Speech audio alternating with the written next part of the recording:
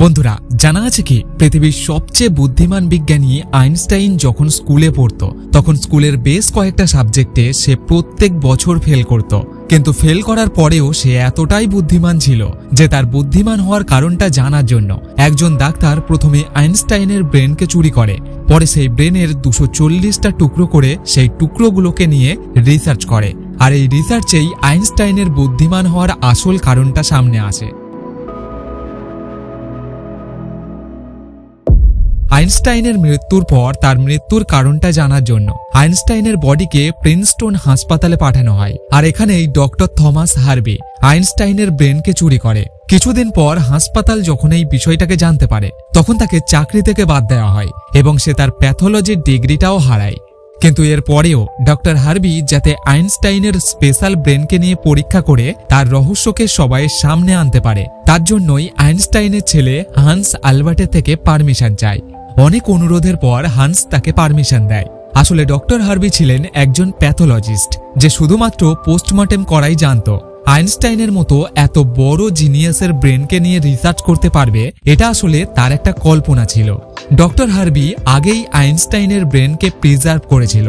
চাকরি হারানোর পর সে এটাকে নিয়ে পেনসিলভেনিয়ার একটা শহর ফিলাডেলফিয়াতে নিয়ে যায়। এখানে এসে সেই ব্রেনের কয়েকটা ছবি তোলে, তারপর 240টা ছোট ছোট টুকরো করে কেটে প্রত্যেকটা পিসকে আলাদা আলাদা জারে প্রিজার্ভ করে তার বেসমেন্টের নিচে লুকিয়ে রাখে। আর এই জিনিসটাকে নিয়েই ডক্টর হার্ভির সাথে তার স্ত্রীর প্রায় সব সময়ই ঝগড়া হতো। একদিন ঝগড়া এতটাই বেড়ে যায় যে দুইজন স্বামী স্ত্রীকে ডিভোর্স নিয়ে আলাদা হতে হয় এবং ডক্টর হার্ভি ব্রেনকে নিয়ে কেনসাসের শহর উচিটাতে চলে আসে, যেখানে সে একটা বায়োলজিক্যাল টেস্টিং ল্যাবে মেডিকেল সুপারভাইজারের চাকরি করতে শুরু করে, যেখানে ফাঁকা সময়ে সে আইনস্টাইনের ব্রেনকে নিয়ে স্টাডি করার চেষ্টা করত। এরপর সে অনেক আলাদা আলাদা ধরনের চাকরি করে এবং ব্রেনকে নিয়ে আলাদা আলাদা শহরে ঘুরতে থাকে। অনেক চেষ্টা করার পরেও হার্ভি আইনস্টাইনের ব্রেনের বিষয়ে কিছুই জানতে পারেনি। অন্যদিকে তার মেডিকেল লাইসেন্সটাও বাতিল হয়ে যায়। অবস্থা এমন জায়গাতে পৌঁছায় যে সে একটা প্লাস্টিক কোম্পানিতে কাজ করতে শুরু করে। আর এই সময় সে একটা গুরুত্বপূর্ণ সিদ্ধান্ত নেয়। সে ঠিক করে ব্রেনের আলাদা আলাদা অংশকে পৃথিবীর সবচেয়ে ভালো নিউরোলজিস্টের কাছে ডিটেলে রিসার্চের জন্য পাঠাবে। 1955 সালে ব্রেন চুরি হওয়ার 30 বছর পর প্রথমবার আইনস্টাইনের ব্রেনের একটা স্টাডিকে পাবলিশ করা হয়। এরপর 28 বছর ধরে পৃথিবীর আলাদা আলাদা নিউরোলজিস্ট এই জিনিয়াস ব্রেনের স্টাডিকে পাবলিশ করে, যাতে বলা হয় আইনস্টাইনের ব্রেন অন্য সব মানুষের ব্রেনের থেকে অনেক আলাদা ছিল। সবচেয়ে আলাদা ছিল ব্রেনের কর্পুস ক্লোজম। আসলে আমাদের ব্রেনে দুটো ভাগ রয়েছে। আমরা যখনই কোনো কাজ করি সেটা ব্রেনের একটা অংশে প্রসেস হয়, তারপর ব্রেন আমাদের সেই অংশের সিগন্যাল পাঠায়। বাম দিকের ব্রেন আমাদের শরীরের ডান দিকের অংশকে কন্ট্রোল করে এবং ডান দিকের ব্রেন আমাদের শরীরের বাম দিকের অংশকে কন্ট্রোল করে। 90% মানুষের বাম দিকের ব্রেন কথা বলতে, বুঝতে, ক্যালকুলেশন করতে এবং লেখার সময় কাজ করে। অন্যদিকে ডান দিকের ব্রেন ক্রিয়েটিভিটি, আকারকে বোঝা, আর্ট এবং মিউজিকে ব্যবহার হয়। এখন জানার বিষয়টা হলো এসবের মধ্যে কর্পুস ক্লোজমের কাজ কি। ধরুন আপনি দুই হাত দিয়ে কম্পিউটারে কিছু টাইপ করছেন। টাইপ করার সময় বাম হাতের টাইপিং এ কিছু ভুল হলে ডান হাত দিয়ে আপনি সঙ্গে সঙ্গেই সেই ভুলটাকে ঠিক করে নেবেন, যার মানে হলো যখনই আপনার ডান দিকের ব্রেন ভুল করে তখনই সে সঙ্গে সঙ্গেই বাম দিকের ব্রেনের সিগন্যাল পাঠিয়ে ভুলটাকে ঠিক করায়। আর যে জিনিসের মাধ্যমে ব্রেন একে অন্যের সাথে কমিউনিকেট করে সেটাই হলো কর্পুস ক্লোজম। আইনস্টাইনের কর্পুস ক্লোজম সাধারণ মানুষের তুলনায় অনেক বড় ছিল, অর্থাৎ তার ডান দিক এবং বাম দিকের ব্রেনের সাথে খুবই স্ট্রং কানেকশন ছিল, যার ফলে আইনস্টাইন যে কোনো জটিল সমস্যার সমাধান করে নিতে পারত। কর্পুস ক্লোজমের বড় হওয়া ছাড়াও আইনস্টাইনের ব্রেনের প্যাটার্নও সাধারণ মানুষের তুলনায় অনেক আলাদা ছিল। রিসার্চারদের মতে এই জন্যই তার ব্রেনে নিউরনের ফ্লো অনেক ভালো ছিল। নিউরনের ফ্লো ভালো হওয়ার মানে হলো এর ম্যাথামেটিক্যাল ক্যালকুলেশনের পাওয়ার অনেক শক্তিশালী হওয়া। আইনস্টাইন কমপ্লেক্স ম্যাথামেটিক্যাল প্রবলেমকেও কাগজ কলম ছাড়াই নিজের মনে মনেই সলভ করে নিতে পারত।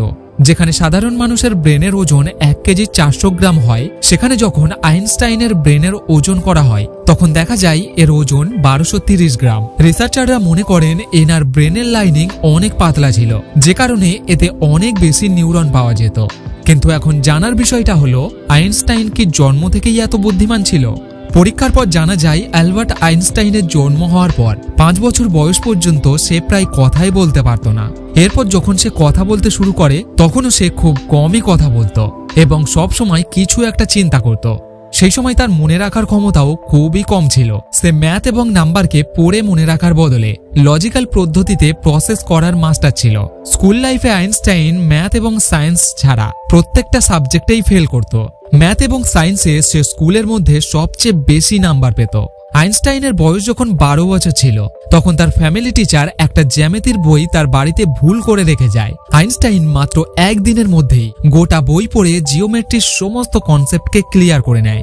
এতটুকুই নয়, সে মাত্র 14 বছর বয়সেই ইন্টিগ্রাল এবং ডিফারেন্সিয়াল ক্যালকুলাসে মাস্টার হয়ে ওঠে। ম্যাথ এবং সায়েন্সের সাবজেক্টে সে এতটাই ভালো ছিল যে আইনস্টাইন যখন ক্লাসে কোনো প্রশ্ন করার জন্য হাত ওঠাতো তখন প্রফেসররা চিন্তায় পড়ে যেত, কারণ তার বেশিরভাগ প্রশ্নই টিচাররা বুঝতে পারত না। ছোটবেলা থেকেই সেই বিশাল ইউনিভার্সাল লকে ছোট্ট একটা ইকুয়েশনে বাঁধতে চেয়েছিল, আর এটাকেই সে তার জীবনের লক্ষ্য বানিয়ে নেয়। 26 বছর বয়সেই আইনস্টাইন 4টে রিসার্চ পেপার পাবলিশ করে, যা গোটা পৃথিবীকে চমকে দেয়, যে কারণে তাকে পিএইচডির ডিগ্রি এবং নোবেল প্রাইজ দেওয়া হয়। অনেক ডাক্তার এবং বিজ্ঞানীরা জানায় আইনস্টাইনের ব্রেন তার জন্মের পর স্পেশাল হয়েছিল। এর সবচেয়ে বড় কারণ ছিল সে যখন তার নিজের প্রশ্নের কোনো উত্তর পেত না তখন সে তার নিজের বুদ্ধির সাহায্যেই উত্তর খোঁজার চেষ্টা করত। ছোট বয়স থেকেই এমনটা করার জন্য তার বুদ্ধিও এইরকম ভাবেই ডেভেলপ হয়। এই সময় আইনস্টাইনের স্পেশাল ব্রেনকে আমেরিকার দি ম্যাটার মিউজিয়ামে রাখা আছে। ভিডিও থেকে নতুন কিছু জেনে থাকলে অবশ্যই একটা লাইক করবেন। ধন্যবাদ।